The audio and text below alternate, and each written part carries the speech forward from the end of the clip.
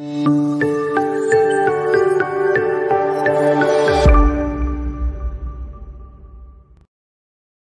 tout le monde, bienvenue à ce dernier mardi scientifique avant la période des fêtes. Aujourd'hui, on a en fait la chance d'accueillir Dr David Jadé, qui a une large expérience clinique. Elle a pratiqué autant en psychiatrie adulte qu'en pédopsychiatrie dans les territoires du Nord-Ouest, dans l'Anneau-Dière, au Saint-Notius depuis plusieurs années, brièvement à l'Institut Philippe Pinel.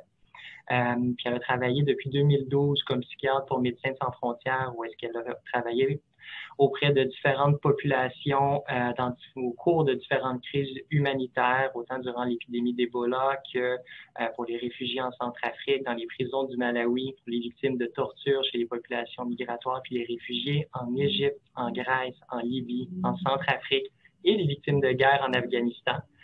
Ce que je trouve fort impressionnant. Elle est également certifiée en MBSR, où elle anime des groupes à la clinique externe de psychiatrie de l'hôpital Jean Talon depuis maintenant 2 ans, puis contribue également à l'enseignement autant auprès de différents professionnels qu'auprès de Médecins sans frontières. On a la chance de l'accueillir aujourd'hui pour qu'elle nous présente justement sur la psychiatrie en contexte de crise humanitaire et on la remercie grandement. Merci beaucoup, Dr Trottier. Donc, merci à tous d'être présents. C'est un sujet qui me passionne beaucoup, un peu comme Dr Trottier a expliqué en fait mon parcours. Je suis rentrée en médecine pour faire de l'humanitaire, puis à travers ma formation en médecine, j'ai développé un amour pour la psychiatrie, puis j'ai réussi, je me considère chanceuse, j'ai réussi à combiner les deux en faisant de la psychiatrie et de la psychiatrie humanitaire, travail humanitaire. Et je veux remercier en fait aussi Dr Chamian qui m'avait invité à présenter sur ma pratique dans l'humanitaire et que je trouve en fait qui peut être très similaire en fait à la pratique de la psychiatrie communautaire en fait. Et donc vous allez voir, peut-être qu'il va y avoir des parallèles que vous allez spontanément vous-même faire quand je vais discuter des différentes choses qui sont faites dans l'humanitaire et qui sont faites à Montréal. Dans une ville qui est quand même assez multiethnique. On a la chance de travailler avec différentes cultures. Donc, le plan de ma présentation, en fait, je vais commencer par définir un petit peu le rôle de la psychiatrie dans le travail humanitaire, ensuite définir un peu ce qu'est le travail du psychiatre dans le travail humanitaire pour démystifier un peu. Des fois, on a toutes sortes d'idées de à quoi ça peut ressembler. Je vais discuter brièvement des données fondées sur la pratique, en fait, qui relie un petit peu le titre de ma présentation à la présentation. Ensuite, je vais décrire des interventions concrètes selon les différentes missions que j'ai faites. Je ne vais pas toutes les décrire, mais donner des exemples pour pouvoir vous montrer en fait la diversité du travail qu'on peut faire en tant que psychiatre. Ensuite, brièvement, en fait, les implications d'un engagement dans le travail humanitaire et ensuite conclure sur certains points. Si on regarde brièvement, en fait, la définition, moi, je parle plutôt de médecine humanitaire. Dans certaines littératures, vous allez entendre parler de la médecine du désastre. Moi, j'aime plutôt le côté humain. J'aime plutôt quand on appelle ça la médecine humanitaire. Puis, en fait, la médecine humanitaire s'adresse aux populations marginalisées qui sont éprouvées par des crises ou privées d'accès aux soins. Donc, ça peut être autant dans les pays en développement, sous-développés, tout comme on peut l'avoir vécu aussi à Montréal, comme on pense durant cette crise, cette pandémie actuellement. Donc, on a aussi vécu une crise humanitaire dans notre propre pays. Donc, pour moi, en fait, la médecine humanitaire, ça s'inscrit dans un parcours qui est personnel et professionnel, mais aussi idéologique, qui, pour moi, évolue au fil du temps. Puis je pense pour beaucoup de médecins qui font du travail humanitaire, là, quand on se parle, puis qu'on discute des choses. Et en fait, en parlant avec d'autres personnes, ça nous place, en fait, ça place chaque médecin devant sa responsabilité de citoyen du monde. Donc, ça nous remet un peu face à ça. La médecine humanitaire, pour moi et pour plusieurs d'entre nous, c'est soigner, bien évidemment. En tant que médecin, c'est ce qu'on veut faire. Mais c'est aussi témoigner puis parler de ce qui se passe, de ce qu'on fait. Et c'est peut-être quelque chose que je fais peut-être pas assez souvent. Et c'est aussi, je vous dirais, de dénoncer les atrocités qui peuvent se produire dans le monde, au même titre que porter assistance puis donner les soins. Donc, souvent, on a l'impression que on va juste là, on donne des soins, mais je pense que ça fait partie de l'identité des médecins dans l'humanitaire et probablement aussi beaucoup de Médecins sans frontières qui prend beaucoup ce rôle de témoignage et de dénonciation pour que les choses soient dites et que la population, puis les gens puissent se mobiliser vers des changements pour améliorer le sort des gens dans le monde. Donc, j'ai une petite citation que j'ai trouvée intéressante que je veux juste vous, vous glisser. L'écrivain américain Francis Scott Fitzgerald propose que l'on devrait pouvoir comprendre que les choses sont sans espoir, mais cependant être décidé à les changer. Puis je pense qu'on se sent un peu comme ça des fois, là. Et donc, ça peut amener à un certain désir de vouloir aller de l'avant puis décider de changer les choses. Et en préparant la présentation, j'ai beaucoup pensé à mes premières expériences avec Médecins sans frontières. Puis une de mes premières, en fait, la deuxième, troisième mission que j'ai faite, c'est durant la crise Ebola dans l'Afrique de l'Ouest. Et en fait, en pensant à ça, je me suis beaucoup, en fait, reliée à Alice au pays des merveilles, mais je me sentais plutôt comme Alice au pays d'Ebola, je vous dirais. Je vais vous décrire un peu pourquoi. Tu sais, c'était l'idée, c'est l'image qui me revenait souvent en tête. C'était Alice au pays des merveilles, une fille qui est curieuse, qui est exploratrice, mais peut-être un peu insouciante parce que les gens demandent souvent, mais t'as pas peur de partir dans des contextes difficiles. Et en fait, des fois, je me sentais un peu insouciante. Je me dis, ben, peut-être que je suis insouciante. C'est peut-être pour ça que je me permets de faire ces choses-là. Donc, je me reconnaissais un peu là-dedans. Puis, j'ai trouvé une citation que je trouvais qui peut expliquer comment on se sent quand on fait de l'humanitaire. Puis je vais vous lire la citation là, dans Alice au pays des merveilles, qui est plutôt comme une analyse du conte, qui parle que Alice arrive dans un monde qui est dépaysant et se retrouve dans une véritable crise d'identité en raison des métamorphoses physiques qu'elle subit, mais aussi de la perte du savoir scolaire auquel elle voudrait tant se référer pour tenter de comprendre et de rationaliser le monde étrange qui l'entoure. Et pour la mission Ebola, c'est encore plus vrai, le côté de la métamorphose physique, parce qu'on était amené à porter nos équipements de protection, un peu comme on le fait durant la COVID. Donc déjà, même notre apparence était plus pareille, puis on devait vraiment penser au-delà de ce qu'on était habitué de faire.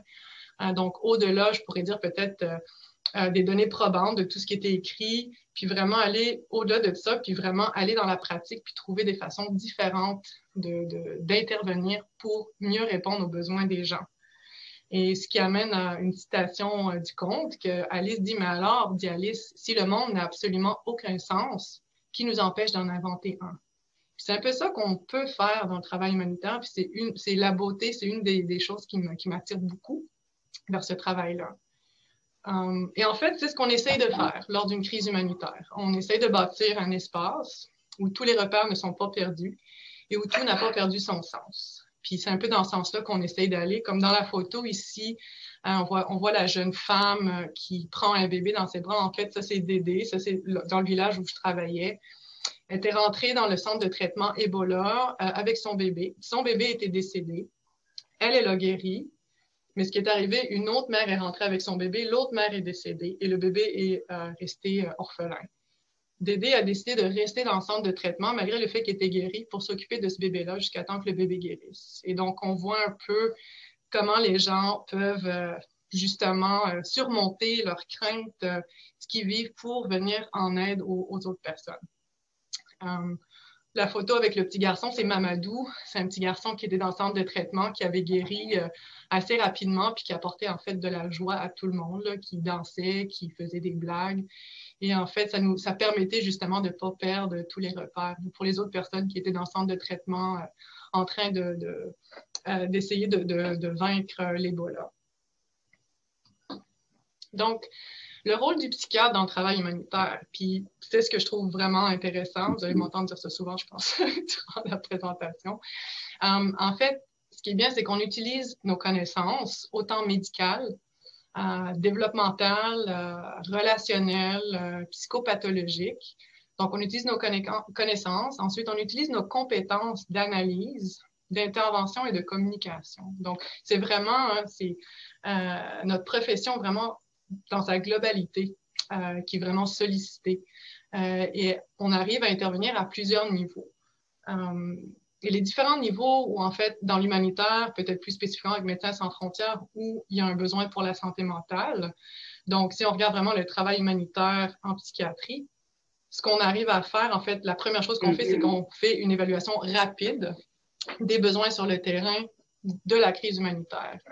Et les 4 différents contextes où la santé mentale, où il y a des besoins en santé mentale, sont des catastrophes naturelles, des contextes de violence, donc ça peut être des zones de conflit, des zones de guerre, ça peut être pour adresser la violence sexuelle qui peut être vécue par certaines populations, les réfugiés qui peuvent être pris dans les centres de détention, qui fuient leur pays, qui sont arrêtés dans certains pays, qui sont emprisonnés et détenus, malgré le fait qu'ils n'ont jamais rien fait, ils font juste fuir leur pays. Des gens qui ont été victimes de torture dans leur pays aussi. Donc, les contextes de violence, c'est majoritairement ces contextes-là. Ensuite, il y a des contextes d'épidémie et d'endémie. Donc, bon, il y avait la crise Ebola en 2014-2015. On a eu aussi dans les 2 dernières années au Congo, VIH, tuberculose. Il y a des centres de traitement pour la tuberculose où la psychiatrie a vraiment un rôle à jouer, étant donné les effets secondaires marqués du traitement de la tuberculose sur l'état, la santé mentale des gens. VIH pour le dépistage, l'annonce des diagnostics, le suivi, les conséquences du VIH non traité à long terme. Et la malnutrition rentre aussi là-dedans, où la santé mentale, peut-être un peu moins la psychiatrie, mais peut-être plus la pédopsychiatrie, la psychologie entre en ligne de compte aussi. Et évidemment, il y a aussi les contextes où il y a vraiment un manquement dans le système de santé en place. Nous, on l'a vécu en fait durant la COVID ici, dans nos CHSLD pour les personnes âgées. Mais à travers le monde, ça peut être les réfugiés qui sont sans documents, en fait, qui sont, en anglais, on pourrait dire undocumented migrants or stateless. Donc, qui ont fui leur pays, mais qui n'ont pas de documents, donc qui n'ont pas accès à certains soins. Ce qu'on peut voir quand même encore ici, des fois, on a des personnes qui n'ont pas encore de statut de réfugié, qui peuvent être refusées pour être vues dans certaines cliniques. Moi, j'ai un patient qu'on va faire voir dans une clinique médecine familiale, son numéro de réfugié ne fonctionne pas, donc ils l'ont refusé. Donc, ils ont dû se diriger vers Médecins du Monde pour voir s'ils pourraient avoir une évaluation médicale, consultation médicale. Donc, ça peut être ça peut être des populations qui sont marginalisées,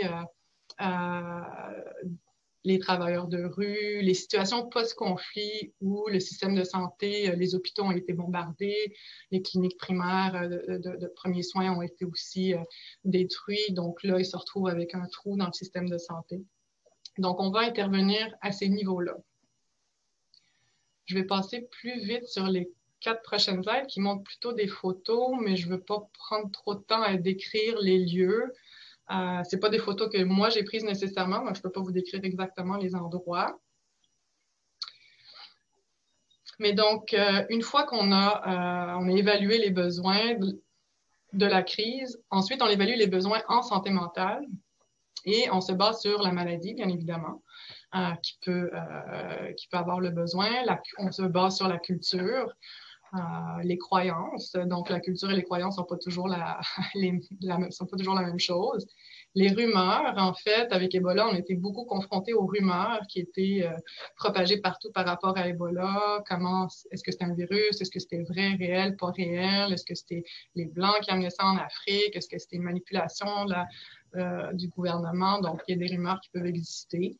Ce qui est déjà en place, évidemment, et le rôle des autres intervenants. Donc, on n'agit pas non plus, on n'intervient pas dans un vacuum où on fait juste nos affaires. Donc, on évalue vraiment les besoins globaux en se basant sur ces choses-là.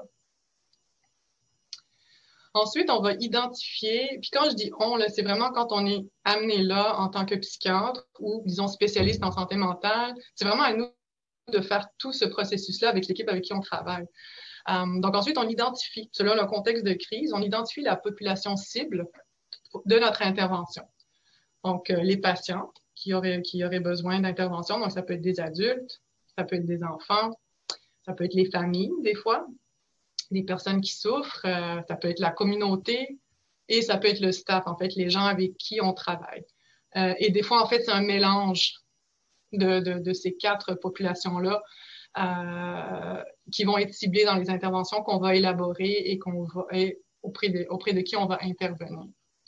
Et en sachant qu'en fait, quand on travaille sur une mission humanitaire, en tout cas avec Médecins sans frontières, 85 à 90 % des gens qui travaillent sur les projets, c'est des gens locaux qui sont recrutés localement avec leur expertise locale. On a à peu près 10-15%, on est des expatriés avec des expertises qui viennent de l'extérieur, vraiment juste pour permettre l'élaboration du projet, puis ensuite de travailler avec les gens qui sont là. Donc, on est vraiment une minorité, là, les expatriés, mais on est des expatriés de partout à travers le monde, donc ça rajoute une diversité aussi, puis des fois des façons différentes de voir les choses, puis de vouloir approcher nos interventions. Donc, une fois qu'on a identifié la population cible, là, on évalue aussi le système qui est déjà en place afin de mieux comprendre puis mieux intervenir. Donc, on ne peut pas arriver là et pas faire une évaluation du système. Des fois, c'est sûr que le système de base est déjà évalué par les coordinateurs médicaux qui arrivent sur place d'abord et les chefs de mission. Mais chacun a sa spécialité. Donc, en tant que psychiatre, on arrive, puis moi, j'évalue le système de santé mentale en place. Donc, qu'est-ce qui est disponible? Est-ce qu'il y a des hôpitaux? Est-ce qu'il y a des unités d'hospitalisation de psychiatrie? Est-ce qu'il y a des psychiatres? Est-ce qu'il y a des conseillers psychosociaux? Est-ce qu'il y a des psychologues? Puis, on essaye de faire un réseautage là-dedans afin de mieux savoir comment est-ce qu'on peut intervenir. Ensuite, on planifie et on met en place une structure pour offrir les soins en santé mentale et en psychiatrie. Des fois, on va bâtir vraiment un endroit, on va louer un endroit qu'on va vraiment définir, ça c'est l'endroit où on va offrir les soins. Des fois, on va s'inclure dans un centre qui est déjà en place. Je vais en parler un petit peu plus loin. Dans les prisons au Malawi, on s'est vraiment inclus dans la prison. On a décidé, on a choisi un endroit stratégique de la prison pour bâtir la clinique de santé mentale pour que ce soit accessible pour les gens. Donc, ça fait partie de notre planification afin de s'assurer que les patients, la population puisse recevoir les meilleurs soins possibles et de la façon la plus facile possible pour être accessible à eux. Une fois qu'on a planifié puis qu'on a mis en place la structure, évidemment, on a nos interventions. Donc, ça peut aller du soutien psychosocial jusqu'à l'évaluation et le traitement psychiatrique, dépendamment des besoins puis dépendamment de la population puis de la problématique. On fait aussi un réseautage avec le système déjà en place. S'il y a un système, des fois, on est vraiment dans la brousse, donc il n'y a pas grand-chose autour. Des fois, on n'est pas loin de la capitale, donc on peut réseauter avec les services sociaux, des fois de certains pays, les hôpitaux, évidemment, le ministère de la Santé, toujours impliqué. On est toujours en contact avec eux pour voir ce qui est de disponible dans les pays où on va. On intervient aussi auprès des intervenants locaux. Donc, une fois que le réseautage est fait, on va intervenir avec eux, mais aussi avec d'autres acteurs internationaux, évidemment, parce que donc nous, Médecins sans frontières, mais il y a la Croix-Rouge, il y a plusieurs organisations européennes. Donc, on essaye aussi d'intervenir avec et auprès des intervenants internationaux pour, en fait, compléter et pas dédoubler les interventions qui sont offertes, quoique des fois, c'est dédoublé quand même. Mais on veut vraiment essayer de travailler ensemble. Le recrutement du staff, donc ça fait partie de notre rôle, peut-être pas tout le temps, dépendamment des missions, mais donc d'établir les critères de ce qu'on recherche en termes de staff, de professionnels dont on a besoin, ensuite faire les entrevues, passer l'examen de l'entrevue, les recruter, les former. Donc, là, la formation des professionnels. Donc, avant de passer à la formation, il y a l'optimisation et adapter les protocoles. On a des protocoles en MSF, Médecins sans frontières, qui sont là, mais on va les peaufiner puis on va les adapter selon le contexte et selon la population qu'on va traiter. En tant que psychiatre, moi, je forme les professionnels que je recrute. Donc, il y a le Mental Health Gap, qui est comme un manuel, un guide pour le traitement des troubles neurologiques, psychiatriques et troubles liés à l'utilisation de substances dans les endroits non spécialisés en santé mentale, dans les, comment le décrire en anglais, en français, non-specialized health settings, donc dans les endroits, dans les contextes où il n'y a pas de clinique spécialisée, bien là, on forme les gens qui n'ont peut-être pas la formation de médecin nécessairement ou de psychiatre. Et on a ce guide qui a des algorithmes très bien établis sur dépression, anxiété, PTSD avec les critères qu'il faut aller rechercher, quel traitement on commence, comment est-ce qu'on ajuste les traitements, les médicaments, quels médicaments on peut utiliser. Donc cette formation-là. Sinon, il y a formation sur le guide de santé mentale et soutien psychosocial dans les contextes où peut-être c'est moins spécifique il y a moins de besoins psychiatriques en tant que tels.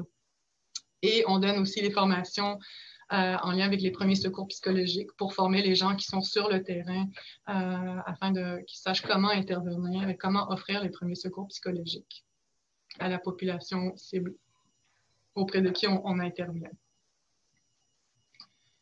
Donc, ça, c'est juste, en fait, le cover là, du Mental Health Gap. Donc, c'est écrit for Mental and Neurological Substance Use Disorder in Non-Specialized Health Settings. Puis, c'est un document de l'OMS qu'on utilise et qui est mis à jour régulièrement.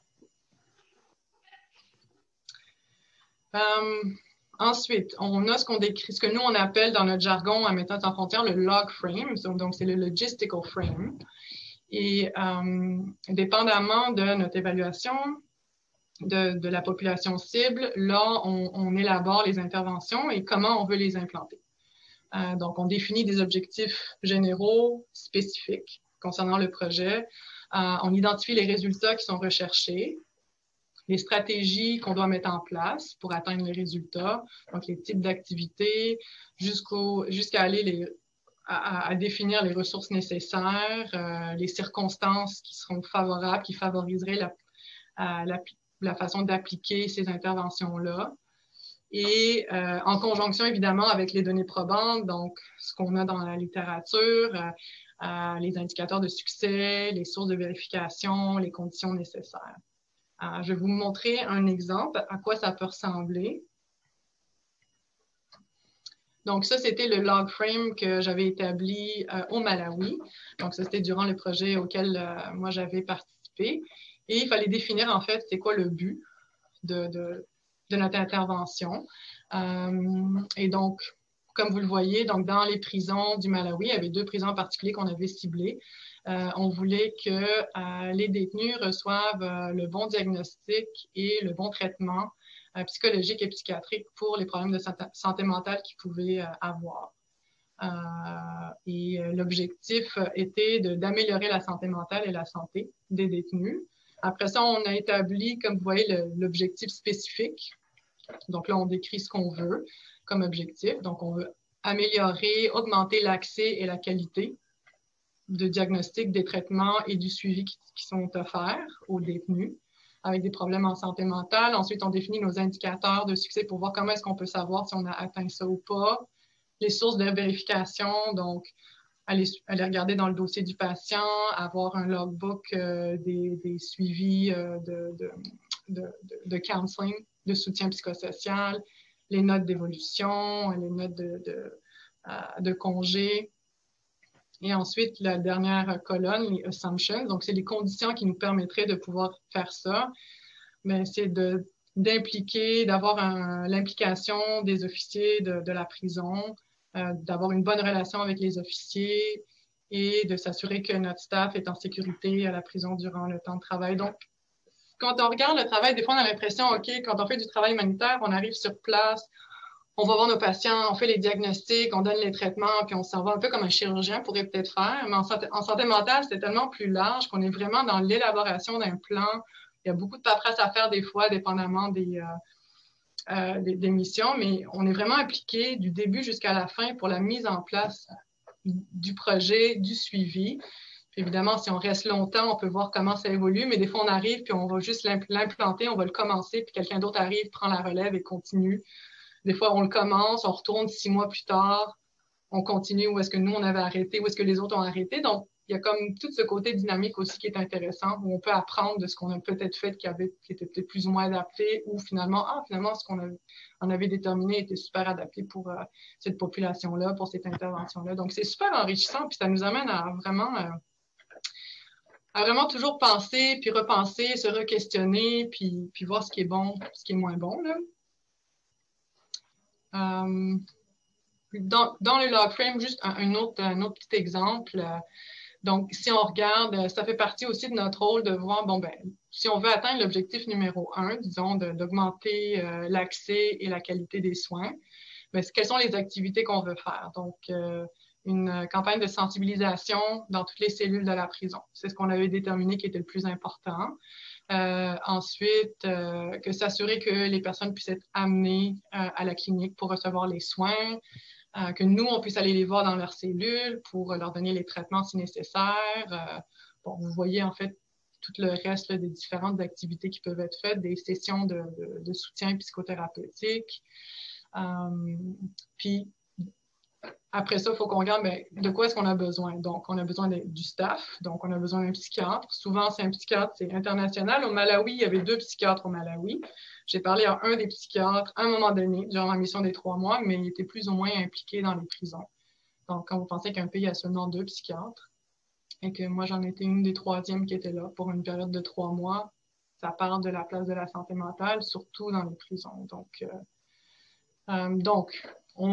les ressources dont on aurait besoin, ce seraient les CO, c'est les Clinical Officers, qui étaient comme l'équivalent des infirmiers ou infirmières, des conseillers psychosociaux, des Peer Educators, donc ça, c'est comme des pères aidants aussi, infirmières, puis ensuite le matériel dont on a besoin. Donc, on a vraiment besoin d'établir tout ça, puis on fait une liste dont on a besoin, on met ça à jour, on rajoute, donc, ça vous donne une idée un peu, là. Les log frames, il y en a systématiquement dans tous les projets, parce que c'est ce qui définit ce qu'on est en train de faire, si les choses s'améliorent, si on atteint nos objectifs ou pas.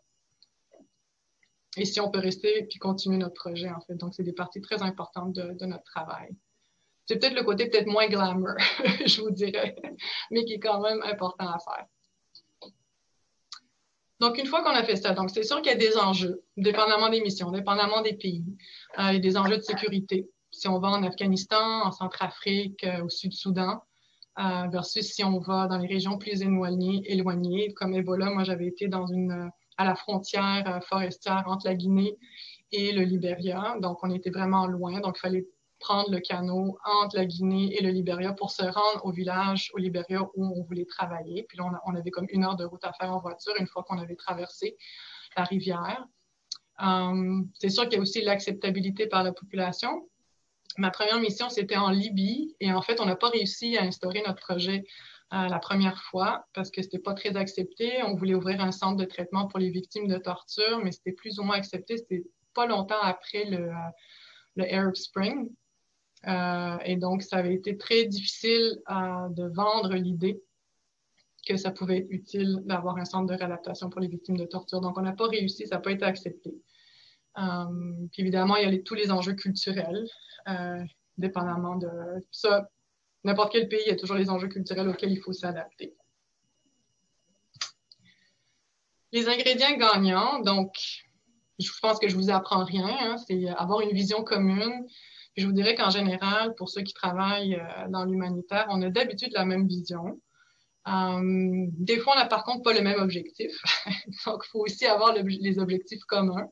Et c'est là où la consultation puis le travail d'équipe porte fruit vraiment, là. Donc, un travail d'équipe où on s'écoute, beaucoup de consultations, faire confiance. Étant donné qu'on a cette vision commune, ben, ça nous amène à pouvoir discuter et faire avancer le projet de façon adéquate. Vraiment pour la population plutôt que pour le gain de la personne qui est là. On a une équipe de coordination puis de logistique, souvent qui est placée dans la capitale du pays où on va intervenir. Et donc, la coordination, la logistique nous permettent à l'équipe, en fait, qui est sur le terrain de faire le travail de manière efficace. Donc, on va avoir la capitale, les gens de la coordination sont là, puis coordonnent différents projets ou un projet qui peut être plus éloigné, parce que souvent, nos projets ne sont pas dans les capitales des pays, mais c'est l'endroit où la coordination va être pour pouvoir permettre la collaboration avec le ministère de la Santé ou d'autres organisations pour qu'on puisse faire le travail nécessaire, recevoir tout le matériel dont on a besoin, dispatcher le matériel, faire rouler les choses, en fait. Et évidemment, ce n'est pas tous les projets, mais dans la majorité des projets, on fait une révision du travail qui est fait. Avec Ebola, c'était quand même assez intense où on a donné des questionnaires à toutes les personnes qui travaillaient sur le terrain durant la crise pour cibler les défis qui ont été rencontrés. Et en fait, on a fait plusieurs ateliers, plutôt que des comités de discussion, mais des ateliers pour regrouper les gens du siège social de Médecins sans frontières et les gens sur le terrain où on faisait vraiment des jeux de rôle, on se mettait dans des situations différentes, puis on faisait vraiment un brainstorming pour faire ressortir ce qui marchait pas, afin de trouver des solutions ensemble, en sachant que dépendamment des rôles et des professions de chaque personne sur le terrain, chaque personne avait une vision différente et avait peut-être observé des choses que d'autres n'avaient pas observées. Et qu'en fait, on pouvait être très complémentaires dans notre façon d'évaluer les défis, les manquements et les bons coups pour pouvoir faire avancer et pas faire les mêmes erreurs et s'assurer que la prochaine fois qu'on intervient dans une situation pareille, on puisse améliorer nos interventions. Et donc, on regarde, est-ce qu'on a besoin d'améliorer des éléments au niveau de la coordination, plutôt au niveau des protocoles, est-ce qu'il y avait des manquements là-dedans? Est-ce qu'on a besoin d'impliquer plus une mobilisation sociale? Ou est-ce qu'on a besoin d'améliorer quelque chose au niveau des ressources humaines? Donc, c'est des choses qui sont évaluées de façon très dynamique régulièrement. Et c'est là que je vous amène un peu dans ce changement de paradigme-là où souvent, notre pratique est fondée sur les données probantes. Puis c'est super, en fait, je ne dis pas que la pratique fondée sur les données probantes n'est pas importante et primordiale.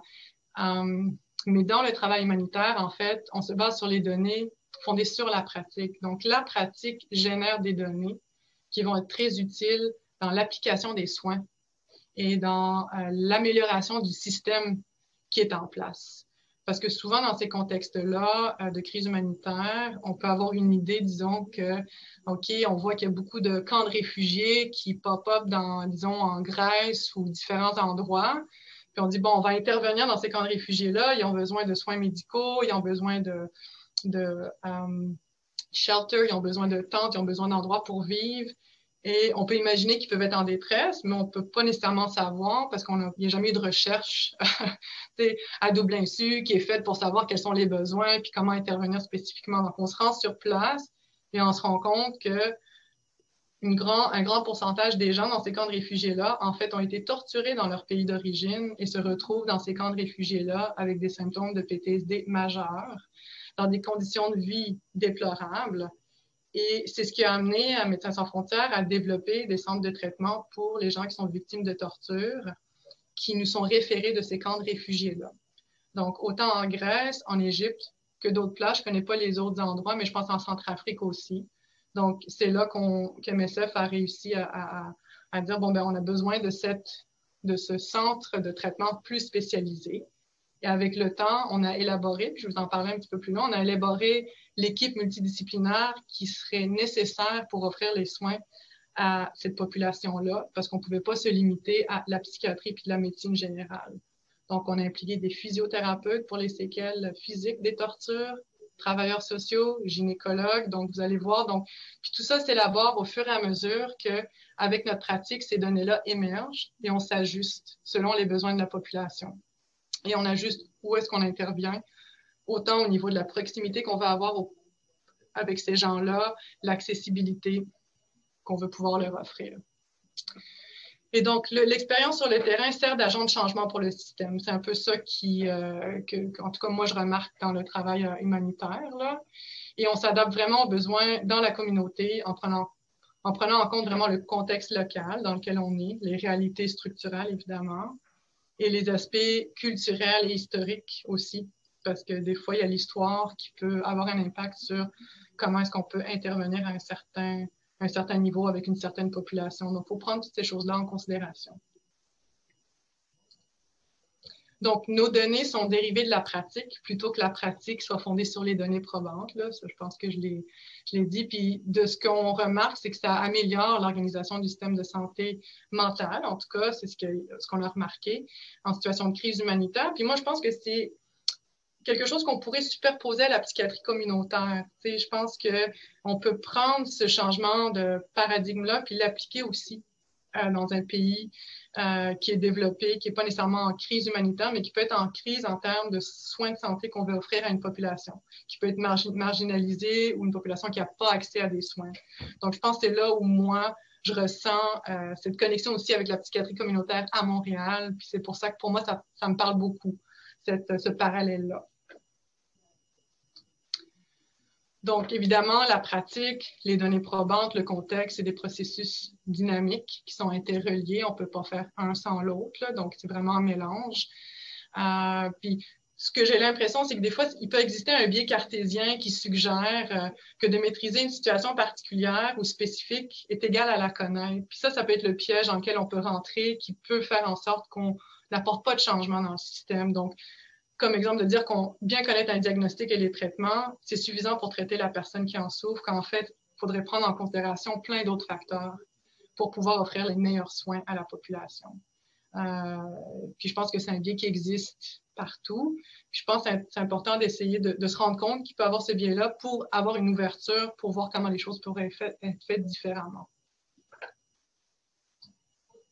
Donc, concrètement, je vois que le temps file. Concrètement, en quoi consistaient les interventions? Donc, si on regarde avec, je pense que je vais parler de quelques missions, là, je ne peux pas aller en détail, mais Ebola, c'était santé mentale et psychiatrie. Donc, durant la crise, au mois d'août 2014, on se rendait compte qu'entre la frontière entre la Guinée et le Libéria, il y avait un taux de transmission très élevé parce que la frontière n'était pas étanche. En fait, les gens pouvaient se promener d'une place à l'autre. Et donc, on a décidé qu'il fallait mettre un centre de traitement Ebola proche de la frontière parce que c'est là qu'il y avait le nombre de cas le plus élevé de gens qui souffraient d'Ebola. Donc, on est arrivé sur place. On était 5 au début. Il y avait moi, la psychiatre, il y avait un logisticien, il y avait un médecin généraliste, l'administrateur et le chef de mission, le coordinateur, en fait, du programme. On arrive les 5 dans ce petit village-là, pas d'eau courante, pas d'électricité, une génératrice qui roule quelques heures par jour. Et on a commencé à bâtir le centre de traitement, de regarder comment à quoi pourrait ressembler le setup du centre de traitement pour faciliter l'approche de la population vers le centre de traitement. On a recruté des gens en santé mentale, on a recruté des gens pour faire la promotion de la santé. On a tous collaboré ensemble pour mettre sur pied ce centre de traitement-là, qui rapidement a grandi. Puis en dedans d'un mois, on était peut-être une équipe d'une 50aine de personnes, là. Donc c'était quand même beau à voir. Et on a commencé à intervenir auprès des patients puis de leurs familles, autant le soutien psychosocial que ce soit l'évaluation puis le traitement psychiatrique. Donc, une des premières choses, c'était déjà des affaires très de base, de dire quand quelqu'un arrive, de leur expliquer c'est quoi le centre de traitement. On s'est rendu compte qu'il fallait être très transparent puis que les gens puissent voir à quoi ressemblait l'intérieur du centre de traitement, car les gens avaient très peur de ce qui pouvait être fait, parce qu'il y avait toutes sortes de rumeurs qui couraient qu'on injectait les gens, puis les gens mouraient parce que nous, on les injectait avec des choses, puis qu'il n'y avait pas vraiment un virus. Donc, vraiment de démystifier, de répondre à leurs questions. Donc, il y avait c'était beaucoup une approche psychosociale, je vous dirais, pour Ebola, puis avec le temps, on a comme peaufiné, puis là, il y avait tout le côté de formation des infirmiers, des infirmières, des gens qui allaient dans le centre de traitement pour offrir des soins, à mieux dépister des signes et des symptômes de délirium pour savoir comment traiter ça, comment intervenir auprès de ces gens-là. Simplement donner des médicaments pour les aider à dormir. S'ils n'arrivaient pas à dormir, ça ne faisait pas partie de la facilité du réflexe de dire il faut donner des psychotropes pour les aider à dormir, pour les calmer. Donc, on était beaucoup dans il faut traiter Ebola, il faut qu'il soit confortable, il faut qu'on stabilise les électrolytes, il faut qu'on donne la vitamine. Donc, d'apporter cette vision-là de la santé mentale et de la psychiatrie au sein là, de ce centre de traitement-là. Puis évidemment, on a dû aussi intervenir auprès des intervenants locaux et internationaux pour justement faire du réseautage et faire de la promotion de la santé, sensibiliser les gens par rapport à ce qui est Ebola, quels sont les symptômes, comment nous contacter s'ils ont des symptômes pour qu'ils puissent venir au centre de traitement rapidement se faire dépister. Donc, c'est vraiment un travail colossal qui aurait été impossible si ça n'avait pas été fait avec toutes les équipes en place.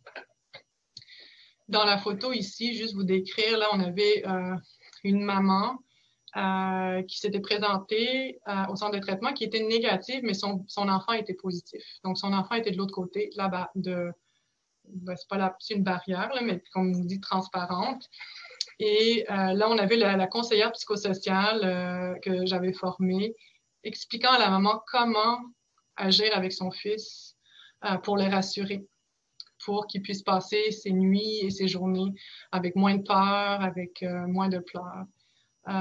Évidemment, on offrait aussi un soutien à la maman qui était un peu, évidemment, sous le choc de ne pas savoir si son enfant, sa fille aussi, était dans le centre de traitement, si ses enfants allaient survivre ou pas. Et sa crainte aussi de si elle allait pouvoir retourner dans son village, si elle allait être acceptée, parce qu'il y avait aussi beaucoup de stigmas associés aux gens qui se présentaient au centre de traitement. Souvent, la communauté ne voulait pas les reprendre et ont peur qu'ils puissent ramener Ebola. Et donc, souvent, ces gens-là étaient rejetés et stigmatisés. Et donc, on s'est vite rendu compte qu'une autre partie de notre travail avec les promoteurs de la santé, ceux qui sensibilisaient la communauté, c'était d'aller voir les chefs de village pour éduquer ou apporter de l'information pour pas que ces gens-là soient exclus de leur village et soient pas stigmatisés. Donc, la pratique changeait au fur et à mesure que nos interventions avançaient. Ensuite, en Afghanistan. Mes missions en Afghanistan, en 2015 et en 2020, en fait, récemment, au mois d'août et septembre, et je retourne en fait au mois de février et mars. Donc, en Afghanistan, c'est un contexte différent où là, les soins que j'apportais étaient vraiment spécifiques à la psychiatrie, où il y a eu un bombardement d'un hôpital de Médecins sans frontières à Kunduz en 2015. Puis, au mois de mai 2020, il y a eu une attaque sur une maternité de Médecins sans frontières. Et là, je suis allée évaluer, en fait, le personnel qui était présent dans les attaques et dans les bombardements pour évaluer leur état. En faisant en partie une évaluation de leur invalidité, s'ils pouvaient retourner au travail ou pas, des recommandations de traitement et de suivi, et de faire un réseautage avec les services qui étaient déjà en place à Kaboul, en Afghanistan, de psychothérapie ou psychologie et de psychiatrie. Donc là, vraiment, mon implication, je n'avais pas à aller évaluer nécessairement la situation de crise. Ça avait été fait par les gens du siège social et mon rôle était vraiment plus clinique à ce niveau-là. Ensuite, au Malawi, un projet super intéressant. Là, ça, c'était vraiment comme je l'avais montré le log frame. Là, vraiment mettre en place un système de dépistage et de traitement des détenus qui étaient atteints de troubles mentaux qui nécessitaient des soins. Donc, c'était assez intéressant parce que, bon, c'est sûr que les stigmas, les tabous de la santé mentale sont clairement connus partout. Et dans certains pays d'Afrique encore plus, et dans les prisons, ben, encore plus. Hein, le côté humain là, des prisons, il y avait des cellules où en fait les gens n'avaient pas vraiment... en fait, quand tout le monde se retrouvait dans la cellule pour dormir la nuit, il y a des gens qui devaient rester debout pour dormir. Donc, il n'y a pas assez de place. C'est des cellules qui sont surloadées de monde. Et donc, vous pouvez imaginer un patient psychotique dans une cellule où il n'y a pas de place pour se coucher, un psychotique qui parle dans la nuit, qui se sent pas bien, pas en sécurité, qui peut justement se faire tabasser, qui peut se faire exclure parce que les gens ne comprennent pas ce qui se passe. Et donc, c'était vraiment essayer de voir comment est-ce qu'on pouvait dépister. Puis, ce qu'on a réussi à faire, en fait, c'est d'aller chercher d'autres détenus qui étaient bien pour aller justement identifier et spotter les gens qui pouvaient souffrir de troubles en santé mentale. Donc, une partie du travail, c'était de former d'autres détenus qui étaient dans la prison à reconnaître les signes et symptômes d'une détresse psychologique, peut-être de symptômes psychotiques, de dépression, de PTSD, et de nous amener ces détenus-là à la clinique qu'on avait stratégiquement bâtie dans la prison pour pouvoir les évaluer et les traiter. Donc ça a pris la formation d'infirmières, de conseillers psychosociaux et les détenus bénévoles là, qui étaient super motivés. C'était tellement le fun. Moi, j'ai tellement appris d'eux. Là.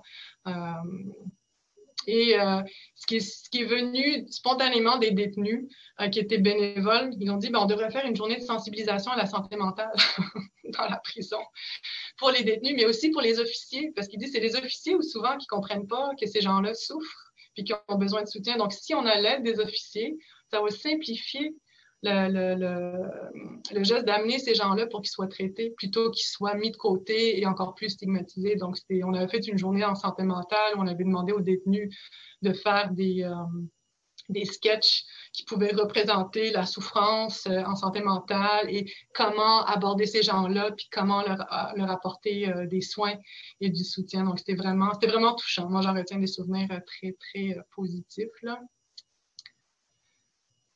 Ensuite, en Égypte et en Grèce, donc c'est là où je vous parlais des centres de traitement pour les gens qui sont victimes de torture.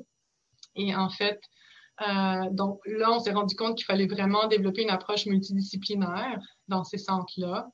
Et c'était souvent, c'était chez des gens qui étaient des réfugiés et des demandeurs d'asile, qui n'avaient pas encore reçu leurs papiers. Et les équipes étaient composées de plusieurs professionnels et c'était super enrichissant. Là, on avait évidemment médecins généralistes, psychologues, travailleurs sociaux, physiothérapeutes, comme je vous disais, pour les séquelles des tortures que les gens pouvaient vivre, donc pour faire de la réadaptation physique. En Égypte, on avait la chance d'avoir des psychiatres formés en Égypte qui étaient super, super bons, là. Et en Égypte aussi, on avait inclus des gynécologues dans l'équipe parce qu'on voyait qu'il y avait beaucoup de femmes qui avaient vécu de la torture sexuelle, en fait, des viols collectifs dans les prisons et dans les centres de détention. Et donc, ça prenait vraiment des gynécologues pour faire des suivis à ce niveau-là. Et donc, le travail dans ces projets-là, il y a eu beaucoup de formation et de supervision des médecins généralistes et des psychiatres pour les aider à dépister les troubles psychiatriques, d'optimiser les protocoles qui étaient en place, de regarder en fait quels étaient les médicaments disponibles en Égypte, en Grèce, quels médicaments on pouvait inclure dans notre liste standard de médicaments, établir des algorithmes de traitement spécifiques à cette population-là, à la culture spécifiquement, aux effets secondaires qui pouvaient être que les différentes populations pouvaient avoir. Donc, vraiment, tout élaborer ça avec toute l'équipe. Vraiment des projets très, très intéressants, mais très difficiles, en fait, à vivre aussi, des fois. Ensuite, bon, si on parle des traitements pharmacologiques, ça, c'est pas une mission en tant que telle, mais on a une liste standard de médicaments, Médecins sans frontières, des médicaments de base. Aldol, Risperdal, Prozac, les tricycliques, benzodiazépines, Cogentin, Benadryl. Et dépendamment du pays, on va adapter notre liste standard selon les disponibilités du terrain. Des fois, il n'y a rien. Donc, on a ces médicaments standards-là, puis nos protocoles sont faits en fonction de ces médicaments-là. Et des fois, on développe des protocoles qui sont adaptés pour les besoins sur le terrain. Donc, dépendamment des besoins, dépendamment de ce qui est disponible, mais aussi dépendamment des besoins de ce qu'on est en train de traiter, là, on développe des protocoles plus adaptés. Dans certaines missions, on a réussi à faire accepter, en fait, en Égypte puis en Grèce, j'ai réussi à faire accepter le Lyrica pour les douleurs. On a la duloxétine, on a réussi à faire accepter ça. On a le Seroquel qu'on essaye d'inclure pour essayer d'aider pour le sommeil, l'impulsivité. Pour l'instant, on utilise l'Argactyl plus que Seroquel, donc essayer d'ouvrir un peu les horizons, mais bon. Puis tout ce processus d'approbation, on le fait avec le siège social. Donc moi, quand j'écris ce que je demande, il faut que j'écrive pourquoi je demande tel médicament et pourquoi pas un autre, et toutes les raisons pourquoi, les effets secondaires, les effets désirables, les recherches scientifiques. Il faut que je fasse ma recherche, donc des données probantes, la revue de la littérature pour inclure ça, pour que le siège social dise oui, on accepte tel médicament, non, on l'accepte pas. Donc, tout un travail. Okay. Les enjeux peuvent être différents, évidemment, variables selon les circonstances. Enjeux de sécurité en Afghanistan et en Centrafrique. Donc, on peut avoir un couvre-feu. Donc, on n'a pas le droit de sortir. Des endroits, on n'a pas le droit de circuler. En Afghanistan, on n'a pas le droit de circuler du tout. On est en confinement pour la durée de la mission complète avec les mêmes personnes. On habite dans la même maison. On est 5-6 dans la même maison. On a chacun notre chambre, ce qui est bien. Des fois, il y a des projets, on est 2-3 dans une chambre. Donc, il faut accepter la vie en communauté. Ça fait partie de la beauté. Ensuite, évidemment, les enjeux d'épidémie, donc vivre dans la brousse, pas d'eau courante, on prend notre douche au seau d'eau, on n'a pas d'eau chaude, mais bon, on s'habitue, c'est un pays qui fait chaud, donc c'est pas trop grave si on n'a pas d'eau chaude. Faut s'adapter à la nourriture, de ce qu'on a ou pas. C'est sûr que les pays développés, il y a moins de restrictions, puis il y a une plus grande liberté, mais il y a plus de bureaucratie, puis plus de choses qui avancent peut-être pas nécessairement de la même façon. Donc, il y a les pour et les contre pour chaque contexte. Ensuite, donc, c'est sûr, un engagement humanitaire, ça nécessite, il y a beaucoup de choses qui sont importantes à garder en tête, là. Donc, c'est sûr qu'il y a l'adaptation au pays, puis à la culture d'accueil. Ça, je pense que je vous apprends rien. Là, on voit dans la photo à gauche, donc ça, c'était la frontière entre la Guinée et le Libéria. Donc, C'est comme ça qu'on avait notre stock de traitement médical, de médicaments, de PICC line, de voie IV, de soluté. Donc, on mettait ça dans le canot, puis on passait de l'autre côté. Après ça, on avait 1 heure de voiture pour se rendre dans le petit village au Libéria. Ça, c'est, je ne sais pas si vous voyez, les madames qui sont en train de faire notre lavage, en fait. Quand on est en mission, souvent, c'est pas nous, on ne fait pas notre lavage nous-mêmes, dépendamment si c'est une mission d'urgence. En fait, nous, on focus sur notre travail, puis c'est des journées de 12 heures, 12-13 heures.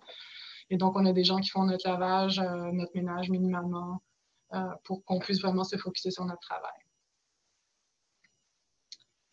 Ensuite, donc, mais il faut aussi pas sous-estimer ou négliger l'impact personnel que les missions peuvent avoir, l'impact professionnel, puis je vous dirais même social que l'engagement dans l'humanitaire peut avoir là, sur nos vies. En tout cas, moi, je parlerai pour moi, sur ma vie avant de partir et au retour. Là. Il y a l'impact personnel, je vous dirais, quand on est en train de gérer une situation de crise humanitaire comme une épidémie ou peut-être un tsunami, ben, c'est l'humain versus la nature. Il y a quelque chose d'un peu plus...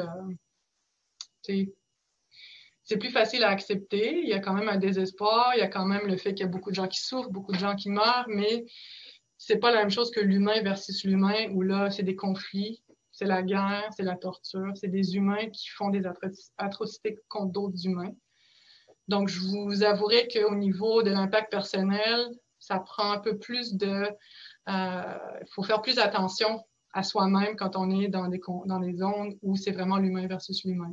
Ou là, prendre un temps pour... donc, je remercie ma formation en MBSR qui m'a permis à apprendre la méditation de pleine conscience qui m'aide beaucoup. Donc, sur mes missions, je prends toujours 45 minutes, 1 heure de méditation par jour.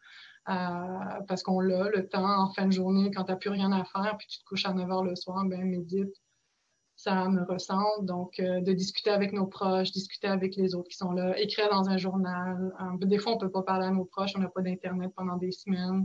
Donc, c'est vraiment d'essayer de trouver tous des moyens pour essayer de se recentrer puis de pas se perdre.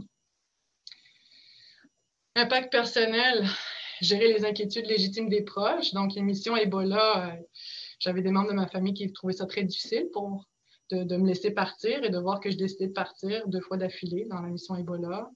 L'Afghanistan aussi. Après ça, il y a aussi gérer mes propres craintes. Là. Donc, je peux peut-être avoir l'air insouciante, mais il y a des craintes quand même. Puis, donc, apprendre à gérer ça.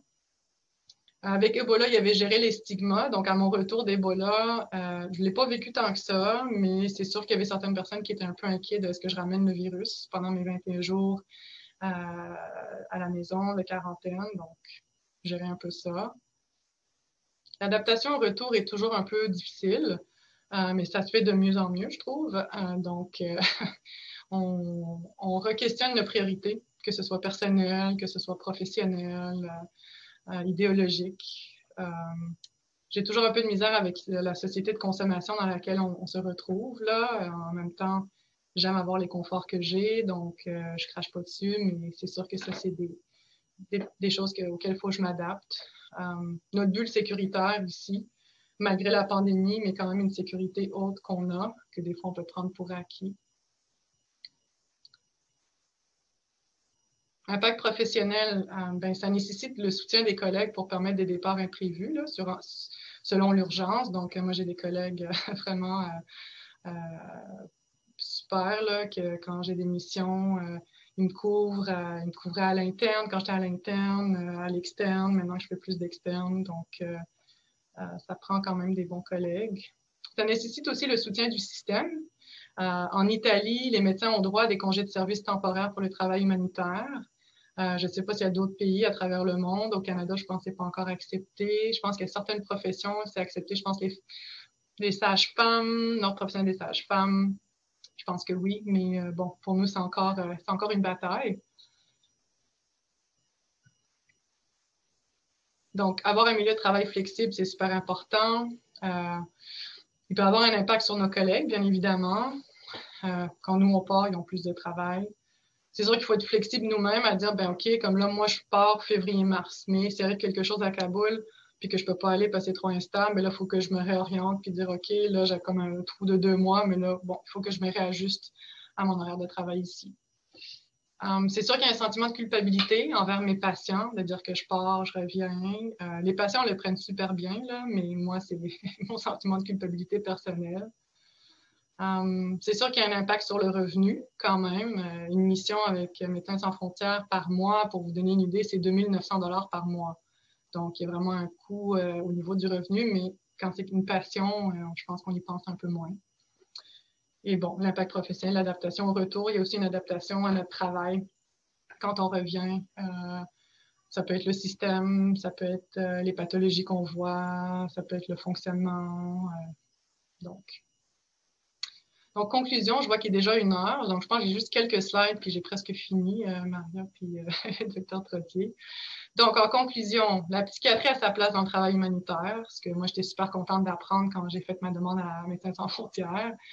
Chaque mission est unique, évidemment enrichissante et super stimulante. Moi, c'est quelque chose qui me passionne, puis c'est ce que je veux faire avec ma vie, je pense. Le soutien de la famille et de l'entourage, très important pour pouvoir permettre ça. Si je n'avais pas la famille que j'avais, l'entourage que j'avais, les collègues que j'avais, je pense que ce ne serait pas possible de faire ce que je fais. En conclusion, ben, la pratique génère des données, des connaissances. Je pense que je voulais pas vous convaincre, mais je pense que tout le monde est conscient de ça, que l'expérience sur le terrain, autant, moi, je pense en situation humanitaire que même ici à Montréal, ça peut servir d'agent de changement pour les systèmes, pour s'adapter aux besoins. L'adaptation, donc pour ma pratique à Montréal, je parlais de l'adaptation aux besoins dans la communauté en prenant compte du contexte local, des réalités structurales, des aspects culturels et historiques. Je pense que c'est super important. C'est ce que j'essaie de faire le plus possible. Et je pense que les données fondées sur la pratique améliorent l'organisation d'un système en situation de crise humanitaire, mais je vous dirais peut-être même en psychiatrie communautaire. Et j'ai mis des références là, qui parlent de ça, en fait, des données fondées sur la pratique qui améliorent l'organisation du système de santé, surtout en santé mentale. Donc, dans mes références, j'ai des articles là-dedans. Et pour terminer, je vais juste vous montrer une carte de Montréal avec les minorités linguistiques, mais en fait, le multiculturalisme de Montréal et la beauté de ce que c'est. Et je pense que c'est pour ça que pour moi, je vois un parallèle entre la psychiatrie communautaire et la psychiatrie humanitaire. Et je pense que je vais finir avec la slide où je pense psychiatrie humanitaire et psychiatrie communautaire, pour moi, c'est vraiment un continuum. Et je pense que c'est ça qui me motive à faire le travail que je fais à Montréal et en mission ailleurs. Donc, merci beaucoup pour votre attention. Puis je pense